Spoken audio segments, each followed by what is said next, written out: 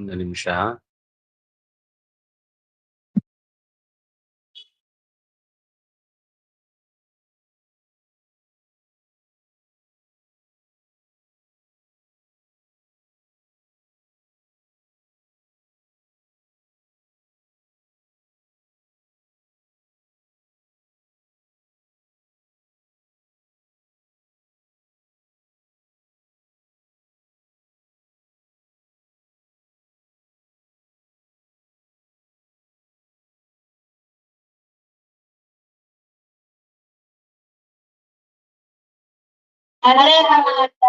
ಹರೇ ರಾಮ.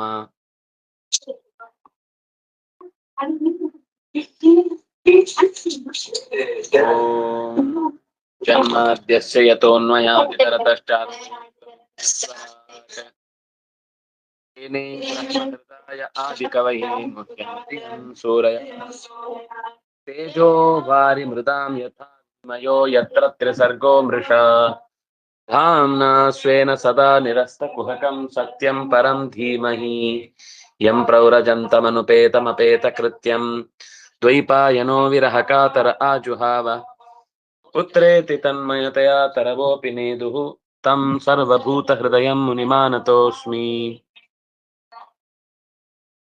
ನರಂ ಚೈವ ನರೋತ್ತಮಂ ದೇವೀಂ ಸರಸ್ವತೀಂ ವ್ಯಾಸಂ ತತೋ ಜಯಮುದೀರಯೇ.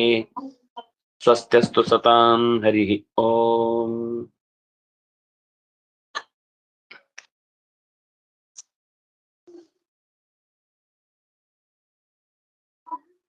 ಅದಿತಿ ವ್ರತವನ್ನ ಮಾಡುವುದಕ್ಕೆ ಬೇಕಿರುವ ಸಿದ್ಧತೆಗಳನ್ನು ಮಾಡಿಕೊಂಡ್ಲು ಅನ್ನೋದನ್ನ ನಾವು ನೋಡಿದ್ವಿ.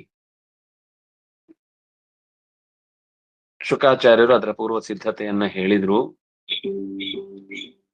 ಅವಳ ಮನಸ್ಸಿನಲ್ಲಿರುವ ದುಃಖವನ್ನು ನೋಡಿ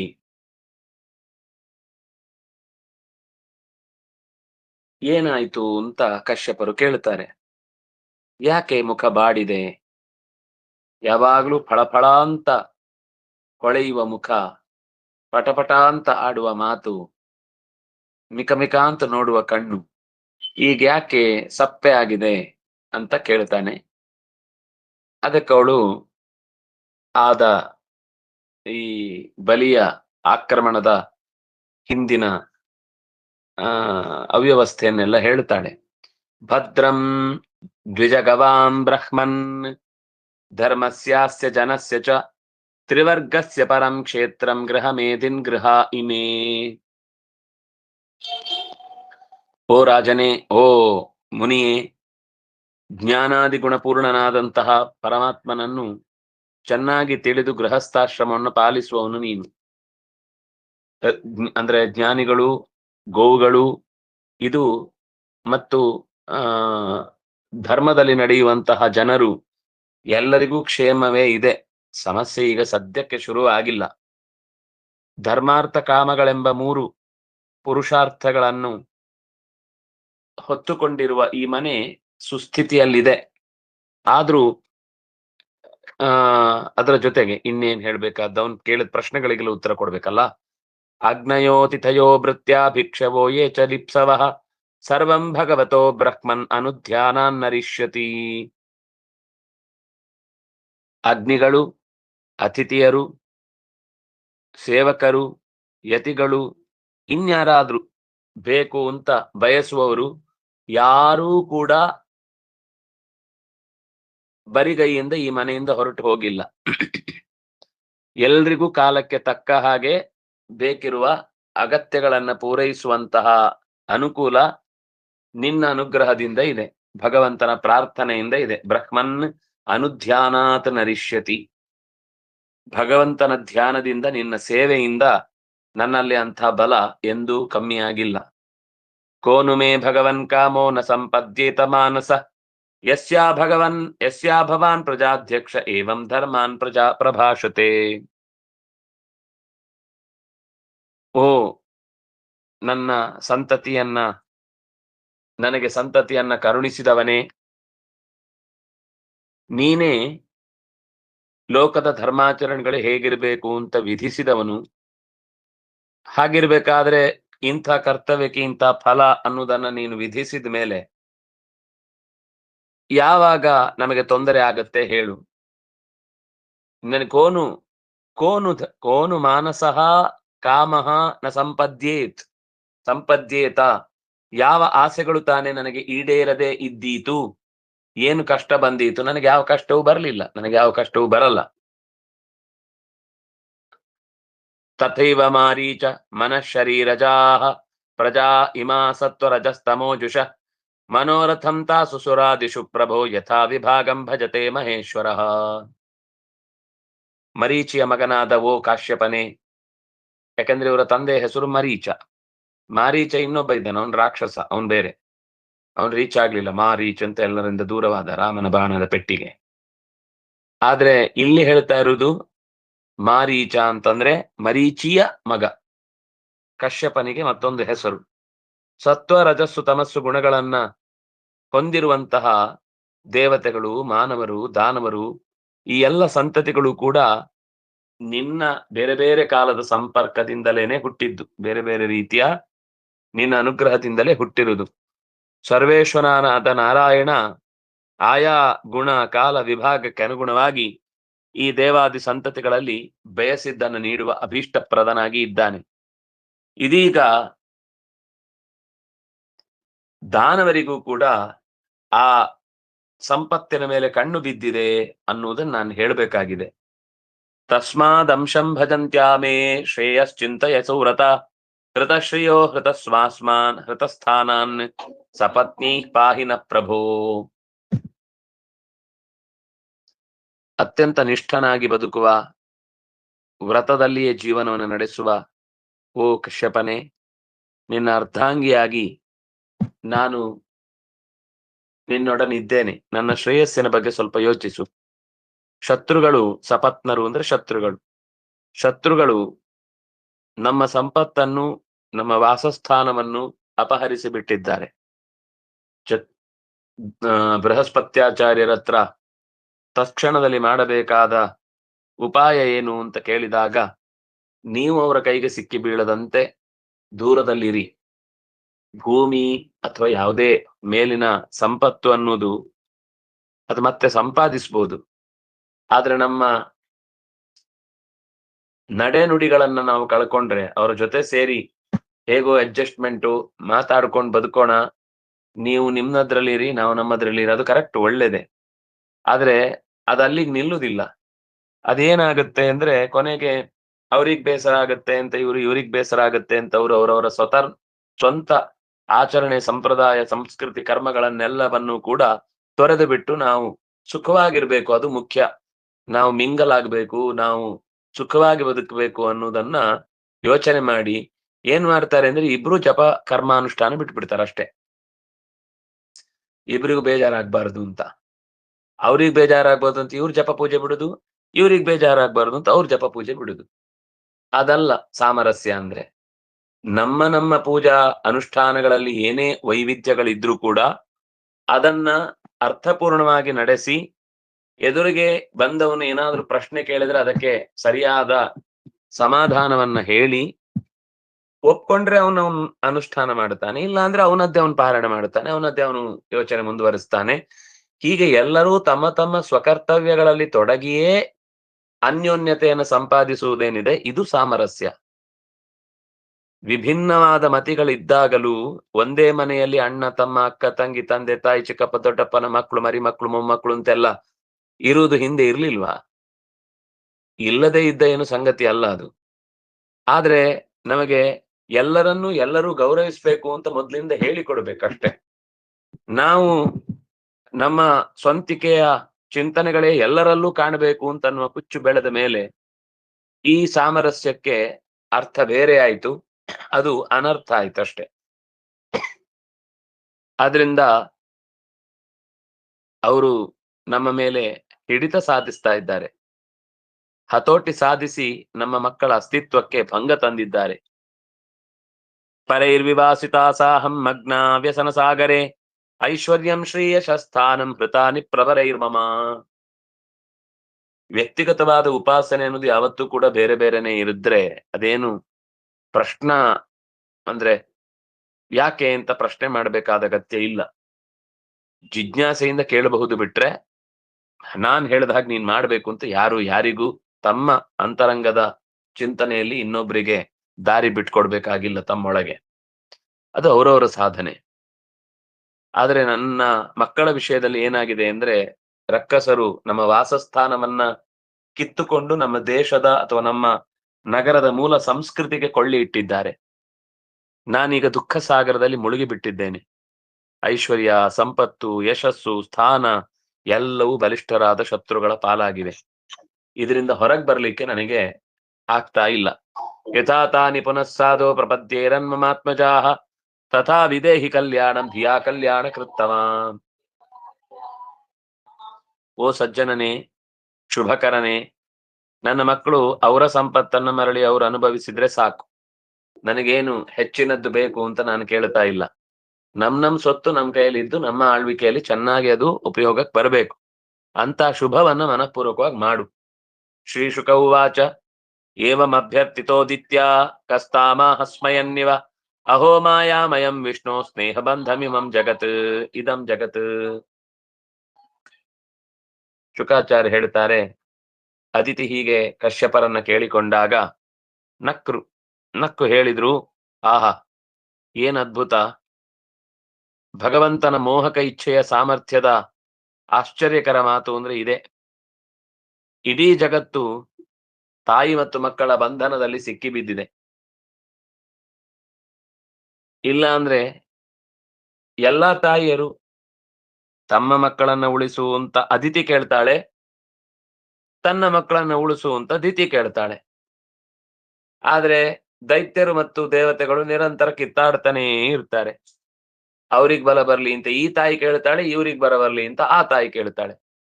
ಹಾಗಾಗಿ ತಾಯಿ ಮಕ್ಕಳ ಈ ಬಂಧ ಇದೆಯಲ್ಲ, ಇದು ಜನ್ಮ ಜನ್ಮದ ಸಂಬಂಧ ಮುಗಿಯುವಂತದ್ದಲ್ಲ.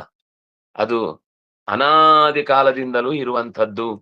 ಕ್ವದೇಹೋ ಭೌತಿಕೋ ನಾತ್ಮ ಕ್ವಚಾತ್ಮ ಪ್ರಕೃತೆ ಪರ ಕಸ್ಯತೆ ಪತಿಪುತ್ರಾದ್ಯಾಹ ಮೋಹ ಏವ ಹಿ ಕಾರಣಂ. ಈ ಜೀವನಿಗಿಂತ ವಿಲಕ್ಷಣವಾದ ಭೌತಿಕ ಶರೀರ ಅನ್ನುವುದರ ಅದರ ಅಸ್ತಿತ್ವದ ಬಗ್ಗೆ ನಮಗೇನು ಸರಿಯಾದ ಕಲ್ಪನೆ ಇಲ್ಲ ಅಂತ ಅನ್ಸುತ್ತೆ. ಆತ್ಮ ಎಲ್ಲಿ, ಭೌತಿಕ ಶರೀರ ಎಲ್ಲಿ? ಯಾಕೆಂದ್ರೆ ಪ್ರಕೃತಿಗಿಂತ ವಿಲಕ್ಷಣನಾದವನು ಆತ್ಮ. ಪ್ರಕೃತಿಯ ಬಂಧನದಲ್ಲಿ ಸಿಲುಕಿ ಅಯ್ಯೋ ಅಂತ ಇದ್ದಾನೆ ಅಂದ್ರೆ ಅವನ್ ದಡ್ಡ. ಅದೆಂದಿಗೂ ಒಂದಾಗ್ಲಿಕ್ಕೆ ಸಾಧ್ಯ ಇಲ್ಲ. ಪ್ರಕೃತಿ ಮತ್ತೆ ಪುರುಷ ಒಂದಾಗ್ಲಿಕ್ಕೆ ಸಾಧ್ಯ ಇಲ್ಲ. ಪ್ರಕೃತಿಯೇ ಪುರುಷನೇ. ಇಲ್ಲ ಅಂದ್ರೆ ಅದನ್ನ ಪ್ರಕೃತಿ ಅಂತ ಯಾಕೆ ಕರೀತಾರೆ, ಅದನ್ನ ಪುರುಷ ಅಂತ ಯಾಕೆ ಕರೀತಾರೆ? ಆದ್ದರಿಂದ ಇನ್ನು ಪತಿ ಪುತ್ರ ಅಥವಾ ಹೆಂಡತಿ ಸಂಬಂಧಗಳು ಏನಿದೆಯೋ ಇದೆಲ್ಲವೂ ಕೂಡ ಈಗ ಈ ಶರೀರದಿಂದ ಬಂದದ್ದು.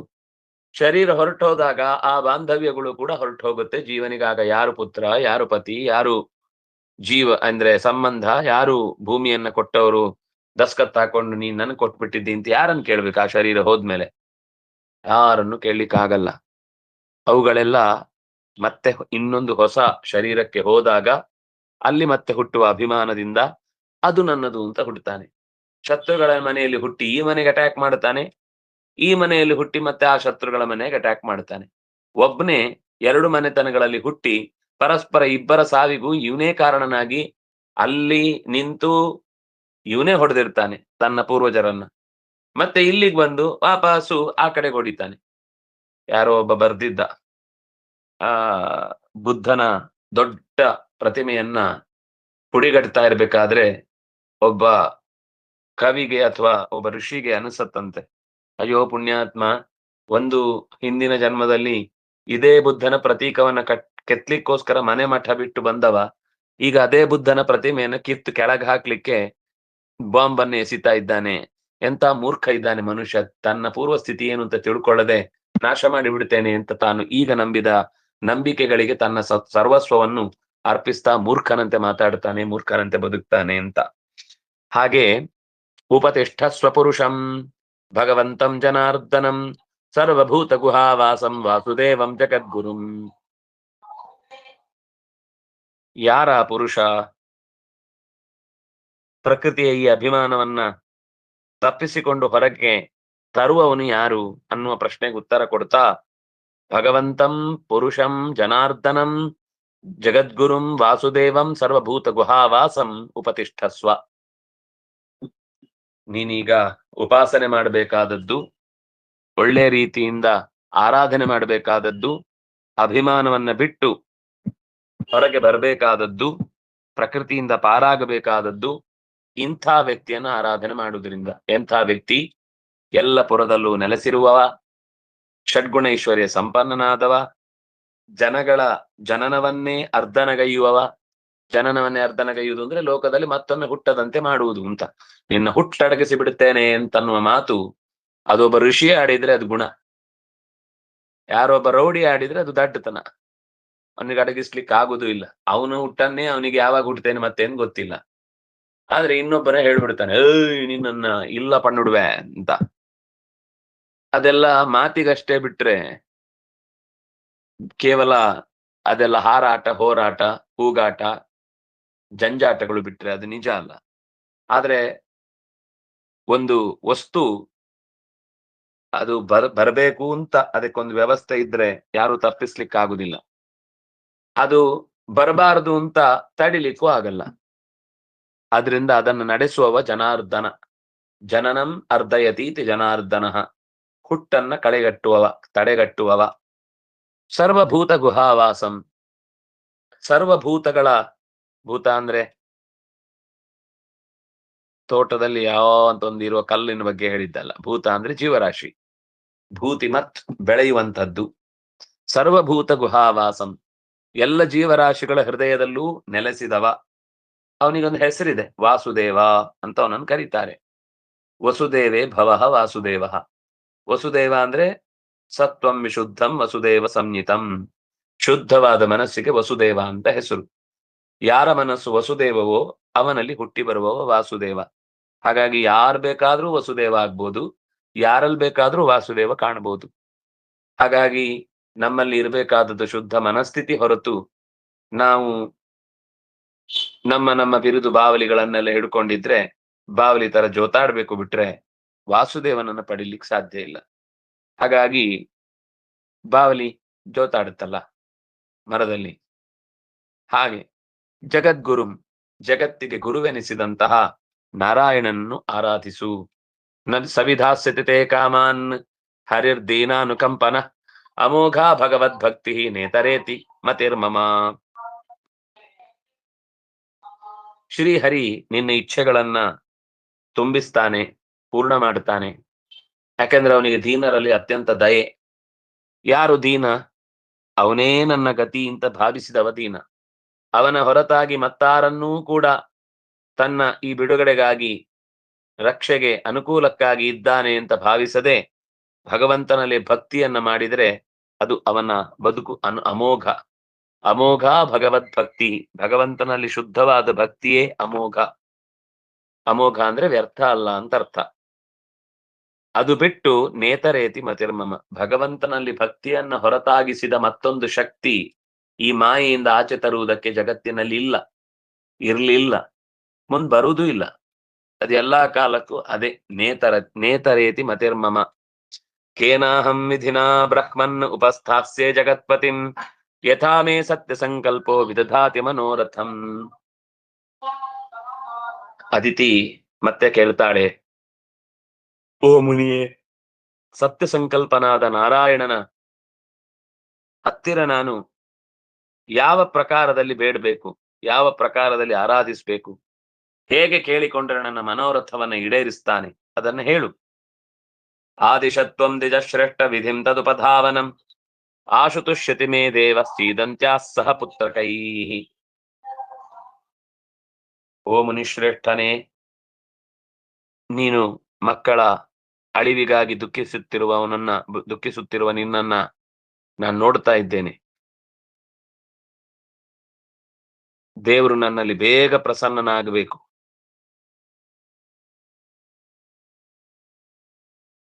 ಅವನನ್ನು ಉಪಾಸನೆ ಮಾಡಲಿಕ್ಕೆ ಯಾವ ವಿಧಿ ನಾವು ರೂಢಿಸಿಕೊಳ್ಬೇಕು ಅದನ್ನ ಹೇಳು. ಮಕ್ಕಳ ದುಃಖ ನನ್ನನ್ನು ಕಾಡುತ್ತಾ ಇದೆ. ಅವರ ಅಸಹಾಯಕತೆಯ ಬಿಡುಗಡೆಗಾಗಿ ತಾಯಿಯಾಗಿ ನಾನು ಪರಿತಪಿಸ್ತಾ ಇದ್ದೇನೆ. ಕಶ್ಯಪರು ಹೇಳ್ತಾರೆ, ಏತನ್ಮೇ ಭಗವಾನ್ ಪೃಷ್ಟ ಪ್ರಜಾ ಕಾಮಸ್ಯ ತದ್ಮಜ ಯದಾಹತೆ ಪ್ರವಕ್ಷ್ಯಾಮಿ ವ್ರತಂ ಕೇಶವತೋಷಣಂ. ಕೇಶವನನ್ನ ತೋಷಣೆಗೊಳಿಸುವಂತಹ ವ್ರತವೊಂದನ್ನ ತಿಳಿಸುವೆ ತಾಯಿ. ಸಂತೋಷ ಆಯ್ತು. ಒಳ್ಳೆಯ ಉದ್ದೇಶದಿಂದ ಮಕ್ಕಳ ಹಿತವನ್ನ ಬಯಸಿ ಹೀಗೆ ಕೇಳುತ್ತಾಳೆ ಅಂದ್ರೆ ಇದಕ್ಕೊಂದು ಯೋಗ್ಯವಾದ ಪರಿಹಾರದ ಸೂತ್ರವನ್ನ ತಾನು ಹೇಳಲೇಬೇಕು ಅಂತ ಅವನು ಸಂಕಲ್ಪಿಸಿದ. ಫಲ್ಗುಣಸ್ಯಾಮಲೆ ಪಕ್ಷೇ ದ್ವಾದಶಾಹಂ ಪಯೋವ್ರತ ಅರ್ಚಯೇದರವಿಂದಾಕ್ಷಂ ಭಕ್ತ್ಯಾ ಪರಮಯಾ ಸ್ಥಿತಃ. ಒಂದು ವ್ರತದ ಸ್ವರೂಪವನ್ನು ಹೇಳ್ತಾ ಇದ್ದಾರೆ. ತುಂಬಾ ಸುಂದರವಾದ ವ್ರತ, ಬಹಳ ಜನ ಮಾಡುತ್ತಾರೆ. ಫಲ್ಗುಣ ಮಾಸದ ಶುಕ್ಲ ಪಕ್ಷದ 12 ದಿನಗಳು ಪಾಡ್ಯದಿಂದ ಹಿಡಿದು ದ್ವಾದಶಿಯ ತನಕ ಕ್ಷೀರ ವ್ರತವನ್ನ ಮಾಡ್ತಾ ಪರಮ ಭಕ್ತಿಯಿಂದ ಕಮಲಾಕ್ಷನನ್ನ ಮೆಚ್ಚಿಸಬೇಕು.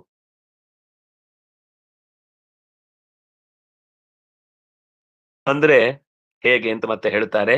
ಸಿನೀವಾಲ್ಯಾಮೃತಾಲಿಪ್ಯ ಸ್ನಾಯಾತ್ ಕ್ರೋಡ ವಿದೀರ್ಣಯ ಯದಿ ಲಭ್ಯೇತ ವೈ ಸ್ರೋತಸ್ಯೇಯಂ ಸ್ಥೇತಂ ಮಂತ್ರಮುದೀರಯೇತ್.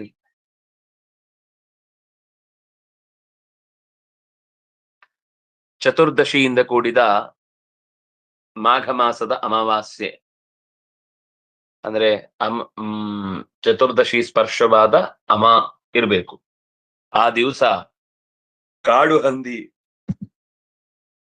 ಈ ಗುಡ್ಡಗಳನ್ನೆಲ್ಲ ತನ್ನ ದಾಡೆಯಿಂದ ಹೇಗೆಗೋ ಕೆತ್ತಿ ಹಾಕುತ್ತೆ.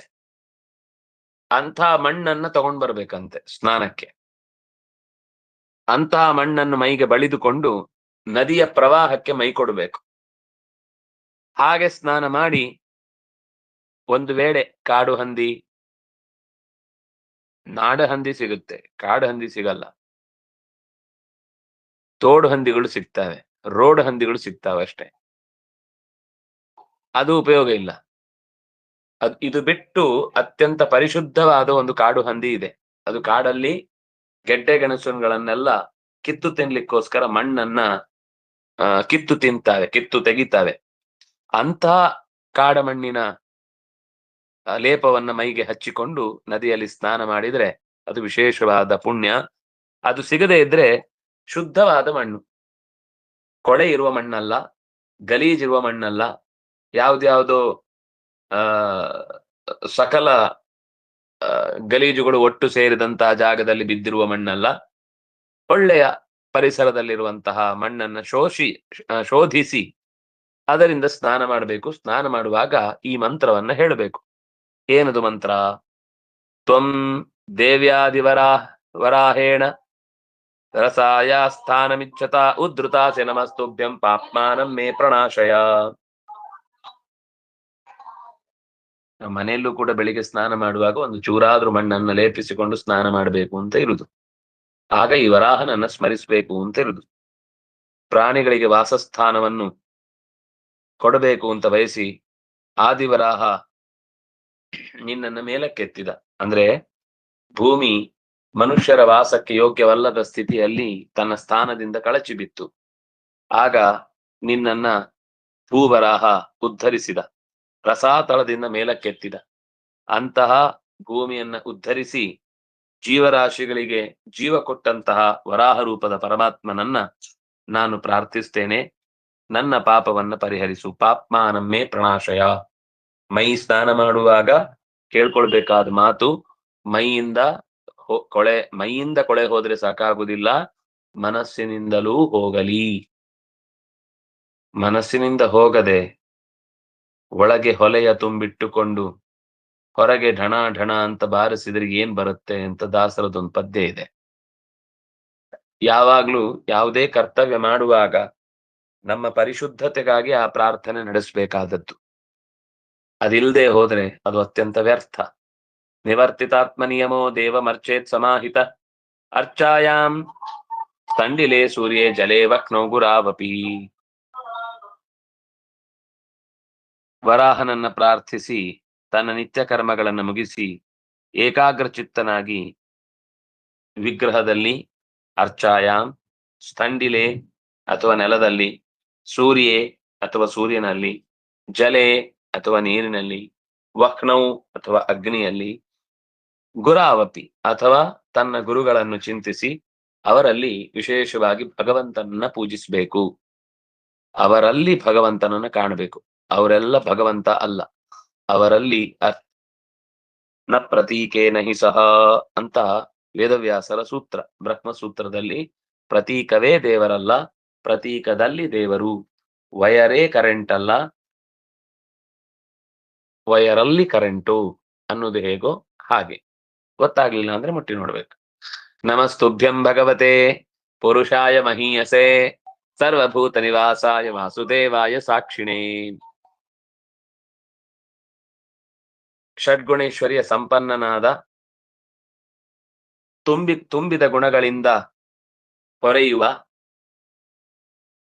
ಹೆಗ್ಗಳಿಕೆಯನ್ನ ಪಡೆಯುವುದಕ್ಕಾಗಿ ಆರಾಧನೆಗೆ ಯೋಗ್ಯನಾದ, ಎಲ್ಲ ಜೀವಗಳಿಗೂ ತನ್ನಲ್ಲಿ ಆಶ್ರಯವನ್ನ ಕೊಟ್ಟ, ಎಲ್ಲ ಜೀವರಾಶಿಗಳ ಎಲ್ಲ ಕಾರ್ಯಗಳನ್ನು ಕೂಡ ಕಣ್ಣಲ್ಲಿ ಕಣ್ಣಿಟ್ಟು ನೋಡುವ ವಸುದೇವನಲ್ಲಿ ಮಗನಾಗಿ ಜನಿಸಿದ ನಾರಾಯಣನಿಗೆ ಇದೋ ನಮಸ್ಕಾರ. ನಮೋ ವ್ಯಕ್ತಾಯ ಸೂಕ್ಷ್ಮಾಯ ಪ್ರಧಾನ ಪುರುಷಾಯ ಚ ಚತುರ್ವಿಂಶ ಗಣಜ್ಞಾಯ ಗುಣಸಂಸ್ಥಾನ ಹೇತವೇ. ನೀನು ಒಲಿದ್ರೆ ಮಾತ್ರ ಏನಾದ್ರೂ ಹೊಳಿಯತ್ತೆ. ಈ ಒಲಿಯುವುದು ಮತ್ತೆ ಹೊಳೆಯುವುದು ಬಹಳ ಕಷ್ಟ. ಹೊಳೆಯುವುದು ಕೆಲವರಿಗೆ ಒಲಿಯುವುದಾಗತ್ತೆ, ಒಲಿಯುವುದು ಕೆಲವರಿಗೆ ಹೊಳೆಯುವುದಾಗತ್ತೆ. ಹೇಳಲಿಕ್ಕೆ ಬರದೆ. ನೀನು ಸುಲಭದಲ್ಲಿ ಗೋಚರನಾಗುವನಲ್ಲ. ಈ ಆಸನ ಹಾಸನ ಆಗತ್ತೆ. ಕೆಲವರಿಗೆ ಹಾಸನ ಹೇಳಿದ್ರೆ ಹಾಸನ ಅಂತಾರ. ಹಂಗೆ ಇದು ಹೊಲಿಗಳ ನಡುವೆ ಗೋಚರವಾಗದ ಗುಣ ನಿನ್ನದು. ನೀನು ಪುರುಷೋತ್ತಮ, ಪ್ರಧಾನ ಪುರುಷ. ನೀನು ಪ್ರಕೃತಿ ಮತ್ತು ಅಹಂಕಾರ, ಮನಸ್ಸು, ಪಂಚ ಜ್ಞಾನೇಂದ್ರಿಯ ಕರ್ಮೇಂದ್ರಿಯಗಳ ಅಥವಾ ತನ್ಮಾತ್ರ ಪಂಚಭೂತಗಳ 24 ತತ್ವಗಳ ಎಲ್ಲವನ್ನೂ ಕೂಡ ವ್ಯಾಪಿಸಿ ನಿಂತವನು ನೀನು. ಆ ತತ್ವಗಳನ್ನು ಪ್ರತಿಪಾದಿಸುವ ಸಾಂಖ್ಯ ಶಾಸ್ತ್ರ ಕರ್ತೃವಾದ ಕಪಿಲ ಮೂರ್ತಿಯೇ ನೀನು. ಗುಣ ಸಂಸ್ಥಾನ ಹೇತವೇ, ನೀನು ಕಪಿಲ ಋಷಿ ನೀನು ಅಂತ ಸ್ತೋತ್ರ ಮಾಡ್ತಾರೆ. ಮತ್ತು ಕೆಲವು ಸ್ತೋತ್ರದ ಮಾತುಗಳಿವೆ. ನಾಳೆ ನಿಮ್ಗೆ ಪೂಜೆ ಇದೆಯಾ? ಪ್ರದೋಷ. ಹಾಗಾದ್ರೆ ನಾಳಿದ್ದು ಮುಂದಿನ ಚಿಂತನೆಯನ್ನ ಅನುಸಂಧಾನ ಮಾಡೋಣ ಅಂತ ಹೇಳ್ತಾ, ಕಾಯೇನ ವಾಚ ಮನಸೇಂದ್ರಿಯೈರ್ವಾ ಬುದ್ಧ್ಯಾತ್ಮನಾ ವಾ ಅನುಸೃತ ಸ್ವಭಾವ ಕರೋಮಿ ಯದ್ಯತ್ ಸಕಲಂ ಪರಸ್ಮೈ ನಾರಾಯಣಾಯೇತಿ ಸಮರ್ಪಯಾಮಿ.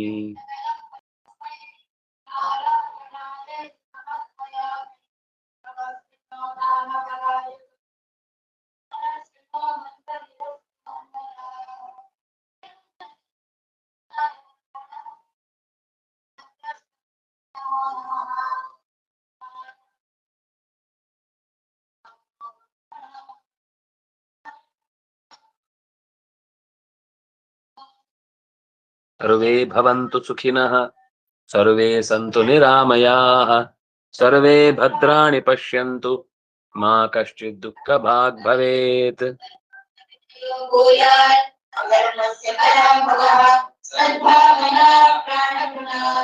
ಭೂಯಾದ್ ವಿಶ್ವಸ್ಯ ಮಂಗಲಂ. ಉಚ್ಯತೆ ವಾ? ಹೇಳಿ.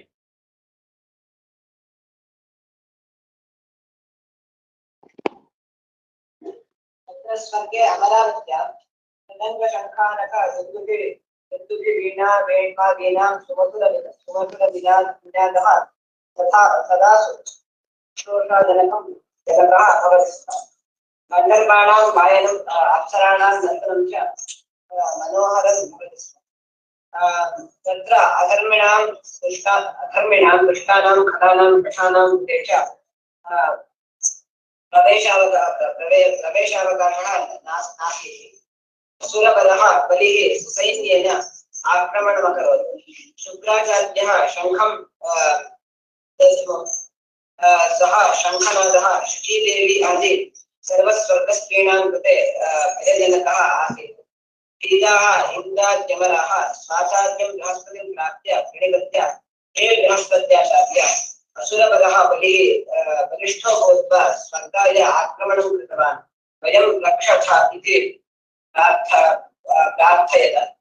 बृहस्पतिः इन्द्राय हे इन्द्र बलि अभवत्, तेजोभूयिष्ठः अभवत्, यूयं सर्वे इलयमुत्सृज्य स्वां कथमपि रक्षथ। बलेः संहारः युष्माभिः असम्भवः, विष्णुरेव बलेः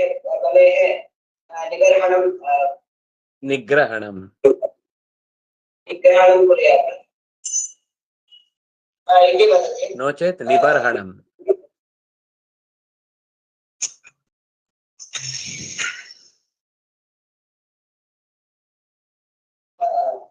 इति वदति। बलिः अमरावतीं स्ववशं कृत्वा त्रिलोकाधिपो अभवत्। हृष्टाः उशनादयः बलिना अश्वमेधशतं अकारयन्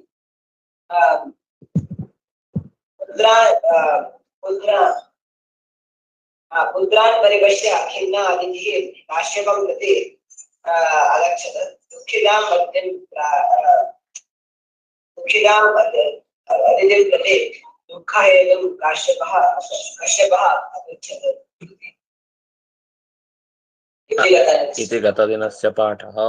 श्रीकृष्णार्पणमस्तु।